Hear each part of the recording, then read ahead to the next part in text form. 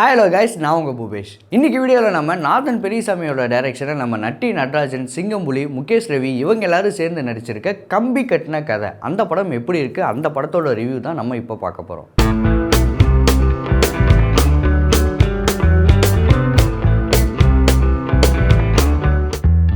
இந்த படத்தோட ஒன்லைன் என்ன அப்படின்னு கேட்டிங்கன்னா, இந்தியாவிலேருந்து கோஹினூர் வைரம் வந்து ஃபாரினுக்கு எடுத்துகிட்டு போனாங்க இல்லையா. ஆக்சுவலாக பார்த்தீங்கன்னா அது 2 வைரம் எடுத்துகிட்டு போயிருக்காங்க. அதில் ஒரு வைரத்தை எப்படியாவது திரும்ப இந்தியாவுக்கு கொண்டு வரணும் அப்படின்னு சொல்லிட்டு வில்லன் கேங் வந்து ட்ரை பண்ணிகிட்டு இருக்காங்க. பார்த்தீங்கன்னா கொண்டும் வந்துடுறாங்க. பட் அப்படி அவங்க ஃபாரின்லேருந்து இந்தியாவுக்கு கொண்டு வரப்போ கஸ்டம்ஸில் அந்த ஒரு வைரம் வந்து மாட்டிக்குதுங்க. அப்படி மாட்டிக்கிட்ட வைரத்தை ஹீரோ மூலிமா எப்படி அவங்க வெளியே கொண்டு வராங்க அப்படிங்கிறது தான் பேலன்ஸ் ஸ்டோரி. படத்தில் நம்ம நட்டி நடராஜன் பார்த்தீங்கன்னா அறிவு அப்படின்னு ஒரு கேரக்டர் பண்ணியிருக்காங்க. இந்த கேரக்டரோட ஒர்க்கு என்னன்னு பார்த்தீங்கன்னா மக்கள் எல்லாத்தையும் ஏமாத்துறது தான். அதுக்கு டிஃப்ரெண்ட்டாக ஏதாவது ஒரு ஐடியா யோசிச்சு புது விஷயமா வந்து மக்களை ஏமாத்துறது தான் இவரோட ரோலாக இருக்குது இந்த ஒரு படத்தில். இது பார்த்தீங்கன்னா அவர் ஆல்ரெடி சதுரங்க வேட்டையிலே பண்ணிட்டாரு. ஸோ அதோட கண்டினியூவாக தான் இந்த படத்தையும் நம்ம பார்க்க வேண்டியதாக இருக்குது. ஸோ இந்த படத்துலையும் பார்த்தீங்கன்னா லிட்டரலாக அந்த மாதிரி ஒரு ரோல் தான் அப்படிங்கிறப்போ நமக்கு டக்குன்னு ஒரு கனெக்ட் ஆகிட முடிஞ்சுது.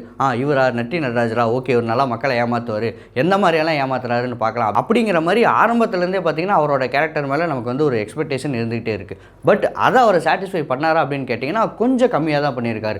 அவர் என்னதான் மீட்டரில் வந்து ட்ரை பண்ணாலும் நமக்கு சதுரங்க வேட்டை அப்படிங்கிற ஒரு படம் தான் ஞாபகம் வருதே தவிர இந்த படத்துக்குன்னு அவர் புதுசாக என்ன பண்ணியிருக்காரு அப்படின்னு கேட்குறப்போ கண்டிப்பாக அந்த இடம் வந்து கேள்விக்குறியாக தான் இருக்குது. இந்த படத்தோட ஃபர்ஸ்ட் பாசிட்டிவ் என்ன அப்படின்னு கேட்டிங்கன்னா கண்டிப்பாக நம்ம சிங்கம்புலி அவங்கள தாங்க சொன்னோம். இவரோட காமெடியெல்லாம் பார்த்தீங்கன்னா இந்த படத்தில் பயங்கரமாக ஓகே ஆயிருக்கு. முக்கியமாக செகண்ட் ஹாஃபில் இவர் பண்ணுற ஃபன் எல்லாமே பார்த்தீங்கன்னா ரொம்ப சூப்பராகவே இருக்குது அப்படின்னே சொல்லலாம். இன்ஃபேக்ட் பார்த்தீங்கன்னா இவர் டைலாகாக ஒரு காமெடி பண்ணுறதை விட அங்கங்கே அட்மாஸ்பியரில் நின்று சில விஷயம்லாம் பண்ணிட்டு இருக்கிறாரு. அதாவது சீன் வந்து இங்கே 2 பேர்த்துக்கு இருக்கும், பட் இவர் ஜஸ்ட் அட்மாஸ்பியராக நிற்க வேண்டியது அங்கே ஒரு சின்ன பர்ஃபார்மன்ஸ்லாம் பண்ணிட்டு இருப்பார். அதெல்லாம் பார்க்குறப்போ ரொம்ப சூப்பராகவே இருக்குது. நான் முன்ன சொன்ன மாதிரி செகண்ட் ஹாஃபில் இவரோட காமெடி எல்லாமே சூப்பராக இருக்குது, பயங்கரமாக ஓகே ஆயிருக்கு. ரெண்டாவது பாசிட்டிவ் என்ன அப்படின்னு கேட்டிங்கன்னா படத்தோட மியூசிக். சதீஷ் செல்வம் அப்படிங்கிறவர் தான் இந்த படத்துக்கு மியூசிக் போட்டிருக்காரு. சாங்ஸ் எல்லாம் பார்த்தீங்கன்னா ரொம்ப சூப்பராகவே இருக்குது அப்படின்னே சொல்லலாம். முக்கியமாக படத்துக்கு பிஜிஎம்லாம் வந்து பயங்கரமாகவே இருக்குது அப்படின்னே சொல்லலாம். ஏன் அப்படின்னு பார்த்தீங்கன்னா இந்த படமே ஒரு ஃபன்னான படம் அப்படிங்கிறப்போ மியூசிக்கை வச்சு தான் நிறைய ஃபன்னை வந்து இவங்க வந்து எலவேட் பண்ணியிருக்காங்க. மியூசிக் இல்லாமல் அந்த ஃபன்னெல்லாம் பார்க்குறப்போ நமக்கு பெருசாக ஓகே ஆகாது. பட் ஒரு மியூசிக்கோட ஒரு பேக்ரவுண்டோட நம்ம பார்க்குறப்போ ஓகே இந்த இடம்லாம் சூப்பராக இருக்குது அப்படிங்கிற மாதிரி நம்மளால் வாய் விட்டு சிரிக்க முடியுது அப்படின்னே சொல்லலாம். ஸோ இந்த படத்துக்கு பேக்ரவுண்ட் மியூசிக் அப்படிங்கிறது ரொம்ப சூப்பராகவே அமைஞ்சிருக்கு. அடுத்ததாக பார்த்தீங்கன்னா ஸ்க்ரீன் பிளே.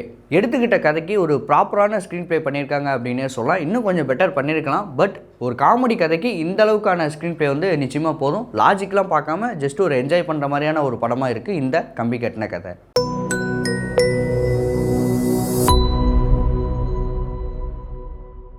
படத்தோட டிராபேக்ஸ் என்ன அப்படின்னு பார்த்தீங்கன்னா நிச்சயமாக நம்ம ஃபர்ஸ்ட் ஆஃப் சொல்லி ஆகணுங்க. ஏன் அப்படின்னு பார்த்தீங்கன்னா படத்தோட ஸ்டார்டிங்லேயே அந்த டைமண்டுக்கு வந்து ஒரு பேக் ஸ்டோரி சொல்கிறாங்க. அதுக்கடுத்து இன்டர்வலில் தான் படமே ஸ்டார்ட் ஆகுது அப்படின்னே சொல்லலாம். நடுவில் இருக்க சீன் எல்லாமே ஒரு கேரக்டரை எஸ்டாப்ளிஷ் பண்ணுற மாதிரியான சீனாக தான் இருக்குது. அது எதுவுமே பார்த்தீங்கன்னா அந்தளவுக்கு டீட்டெயிலாக பண்ணியிருக்க தேவையில்ல. இன்ஃபேக்ட் பார்த்தீங்கன்னா நான் முன்ன சொன்ன மாதிரி இன்டர்வலில் இருந்து தான் படமே ஸ்டார்ட் ஆகுது அப்படின்னே சொல்லலாம். ஸோ ஃபர்ஸ்ட் ஆஃபில் வந்து நிறைய சீனை வந்து தாராளமாக தூக்கியிருக்கலாம். அண்ட் இந்த படத்தோட இன்னொரு டிராபேக் என்ன அப்படின்னு கேட்டிங்கன்னா அவங்க எடுத்துக்கிட்ட ஸ்டோரியை பார்த்தீங்கன்னா ஒரு டைமண்டை கண்டுபிடிக்கிற ஸ்டோரி தான். பட் அதுலேருந்து ரொம்ப விலகி போயிட்டாங்களா அப்படிங்கிற மாதிரி தோணுது. ஏன் அப்படின்னு பார்த்தீங்கன்னா ஹீரோ ஒரு பாயிண்ட்டுக்கு மேலே அந்த டைமண்டை தேடுறதை விட்டுட்டு எதுக்காக சம்மந்தமே இல்லாமல் ஒரு சாமியாராக இருக்கிறாரு. அண்ட் அந்த சாமியார் அப்படிங்கிற விஷயத்தில் ஏன் ரொம்ப ஃபோக்கஸ்டாக இருக்கிறாரு அப்படிங்கிற மாதிரி தெரியல. நான் முன்னாடி சொன்ன மாதிரி அந்த சாமியார் வேஷம் போடுறதே பார்த்தீங்கன்னா அந்த டைமண்டை வந்து அந்த இடத்துலேருந்து எடுக்கிறதுக்காக தான். ஆனால் இவர் அந்த வேலையை பண்ணாமல் ஆக்சுவல் சாமியாராகவே இருந்து நிறைய விஷயம் பண்ணிகிட்டு இருக்காரு. இதெல்லாம் பார்த்தீங்கன்னா ஏன் இவங்க வந்து கதையிலேருந்து விலகி போகிறாங்க அப்படிங்கிற மாதிரி தான் இருக்குது. சரி ஓகே, அந்த சீக்வன்ஸ் எல்லாம் மாதிரி நல்லா இருக்கா அப்படின்னு கேட்டிங்கன்னா அது ஒரு மாதிரி வேகாக தான் இருக்குது. ரொம்ப ஒரு எக்ஸைட்டிங்கான விஷயமெல்லாம் எதுவும் இல்லை. நார்மலாக ஒரு சாமியார் படத்தில் என்னெல்லாம் பண்ணுவாங்களோ அந்த மாதிரியான விஷயங்கள் தான் இவரும் பண்ணுறாரு. இதெல்லாம் தான் நான் நிறைய படத்தில் பார்த்துட்டேனே, ஏன் இந்த படத்தில் இதையே காட்டுறீங்க இப்படிங்கிற மாதிரி தான் இந்த படம் பார்க்குறப்போ கேள்வி எழுது. முக்கியமாக பார்த்தீங்கன்னா இந்த படத்தோட ஸ்டார்டிங்லேருந்து எண்டு வரைக்குமே நம்ம நட்டி சார் வந்து சென்னை ஸ்லாங் பேசுகிறேன் அப்படின்னு சொல்லிட்டு ஒரு மாதிரி பேசிகிட்டு இருக்காரு. அது பார்த்தீங்கன்னா கொஞ்சம் இரிட்டேட்டிவாகவே இருக்குது. ஏன் அப்படின்னு பார்த்தீங்கன்னா ஒரு 90s 80s காலத்துலாம் சென்னை ஸ்லாங் அப்படின்னு சொல்லிட்டு ஒரு விஷயம்லாம் பேசுவாங்க இல்லையா, அதெல்லாம் பார்த்தீங்கன்னா இந்த படத்தில் வந்து பேசிகிட்டு இருக்காங்க. எப்போ சென்னையில் இந்த மாதிரிலாம் பேசுனாங்க, இன்னுமா இந்த மாதிரிலாம் பேசிகிட்டு இருக்கீங்க அப்படிங்கிற மாதிரி தான் இதெல்லாம் பார்க்குறப்போ கேள்வி வந்து எழுதுங்க. ஸோ அந்த மாதிரி விஷயம்லாம் வந்து டேரக்டர் இந்த படத்தில் கண்டிப்பாக அவாய்ட் பண்ணியிருக்கலாம். அதை பார்க்குறப்போ நிச்சயமாக இரிட்டேட் ஆகுது அப்படின்னே சொல்லலாம். அண்ட் டெக்னிக்கலாக பார்த்தீங்கன்னா படத்தில் எடிட்டிங் மிஸ்டேக் வந்து செகண்ட் ஹாஃபில் நிறைய இடத்துல தெரியுதுங்க. இவங்களுக்கு வந்து அந்த போஸ்ட் ப்ரொடக்ஷன் அப்படிங்கிறதுக்கு டைம் இருந்ததா இல்லையா அப்படிங்கிறது தெரியல.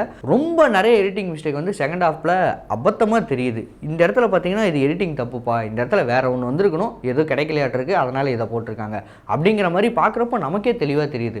கண்டிப்பாக நார்மல் ஆடியன்ஸுக்கும் நிச்சயமாக அந்த விஷயம் தெரியும். ஸோ அப்படி இருக்கப்போ அந்த கதையிலேருந்து விலகி போகிறதுக்கு இதெல்லாம் பார்த்தீங்கன்னா ஒரு முக்கியமான ரீசனாகவும் இருக்குது அப்படின்னே சொல்லலாம். அஃப்கோர்ஸ் இது வந்து ஒரு ஃபன்னான படம் அப்படிங்கிறதுனால லாஜிக்கலாக நம்ம வந்து பெருசாக எதிர்பார்க்க மாட்டோம். அப்படி இருக்கப்போ எடுத்துக்கிட்ட கதைக்கு வந்து நீட்டான ஸ்க்ரீன் ப்ளே பண்ணியிருக்காங்க அப்படின்னே சொல்லலாம். ஜஸ்ட் எந்த லாஜிக்கும் பார்க்காம படத்தை போய் என்ஜாய் பண்ணலாம் அப்படின்னு போகிற ஆடியன்ஸுக்கு கண்டிப்பாக இந்த படம் பயங்கரமாக ஓகே ஆகும். முக்கியமாக செகண்ட் ஹாஃப் நிறைய காமெடியெல்லாம் செகண்ட் ஹாஃபில் சூப்பராகவே ஓகே ஆயிருக்கு. நான் முன்னாடி சொன்ன மாதிரி சிங்கம்புலி இந்த படத்தில் ரொம்ப சூப்பரான பர்ஃபார்மன்ஸ் கொடுத்துருக்காரு. அவரோட சில ஃபன்னான சீக்வன்ஸாக இருக்கட்டும், சில ரியாக்ஷன் ஆகட்டும், எல்லாமே பார்த்தீங்கன்னா இந்த படத்தில் பர்ஃபெக்டாகவே பண்ணியிருக்காரு அப்படின்னே சொல்லலாம். அண்ட் இந்த படத்தோட இன்னொரு முக்கியமான டாபிக் என்ன அப்படின்னு கேட்டிங்கன்னா, படத்தில் வந்து இந்த 18+ காமெடியெல்லாம் கொஞ்சம் அதிகமாகவே இருக்குங்க. அது வந்து ஃபர்ஸ்ட் ஹாஃப் செகண்ட் ஹாஃப் ரெண்டுலேயுமே பார்த்தீங்கன்னா ரொம்ப அதிகமாகவே இருக்குது. சில காமெடியெல்லாம் பார்த்தீங்கன்னா முகம் சுளிக்க வைக்கிற மாதிரி இருக்குது. ஸோ இந்த மாதிரியான காமெடி வந்து கண்டிப்பாக நம்ம வந்து ஃபேமிலியோட போய் பார்க்க முடியாது. ஸோ இந்த வருஷம் பார்த்தீங்கன்னா ஒரு 4 படம் தான் ரிலீஸ் ஆயிருக்கு. அண்ட் சர்ப்ரைசிங்காக இந்த வருஷம் வந்து எந்த ஒரு பிக் ஸ்டார் படமும் இல்லை. எல்லாமே பார்த்தீங்கன்னா ஒரு சின்ன சின்ன ஸ்டார்ஸோட படம் தான். ஸோ மக்கள் வந்து இந்த தீபாவளிக்கு இவங்கள தான் பார்க்கணும் அப்படின்ட்டு ஒரு விஷயம் இருக்குது இல்லையா? ஸோ அப்படி இருக்கப்போ டூட் படமும் பார்த்தீங்கன்னா கமர்ஷியலாக வந்து அந்த படம் போயிடும்.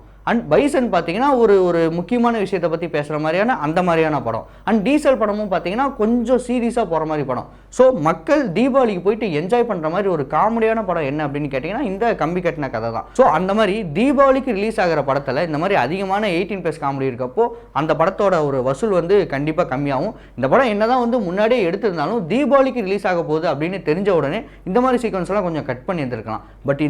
பட் இந்த 18+ காமெடியெல்லாம் இருக்கப்போ கண்டிப்பாக ஃபேமிலி ஆடியன்ஸ் வந்து உள்ள வரதுக்கு யோசிப்பாங்க. பட் அதை தவிர மற்ற விஷயம்லாம் பார்க்குறப்போ எல்லாமே இந்த படத்தில் வந்து ஓகேவா இருக்குது. நான் அடிக்கடி சொல்கிற மாதிரி செகண்ட் ஹாஃப் இந்த படத்தில் ரொம்ப சூப்பராகவே இருக்குது அப்படின்னே சொல்லலாம். இந்த 18+ காமெடி, அப்புறம் இந்த எடிட்டிங் மிஸ்டேக் இதெல்லாம் தவிர்த்துட்டு, லாஜிக் மிஸ்டேக் இதெல்லாம் தவிர்த்துட்டு ஒரு படமாக ஜஸ்ட் என்ஜாய் பண்ணுற மாதிரி பார்க்குறப்போ கண்டிப்பாக இந்த கம்பி கட்டுற கதை படம் வந்து ரொம்ப சூப்பராகவே இருக்கும் அப்படின்னே சொல்லலாம்.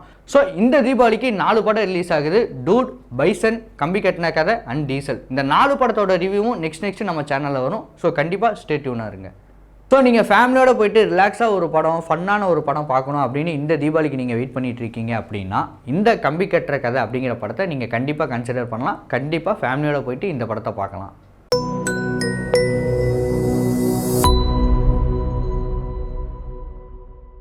ஏழைங்களை விட்டு பணக்காரனா பார்த்து ஏமாத்து, என் பேரை காப்பாத்து.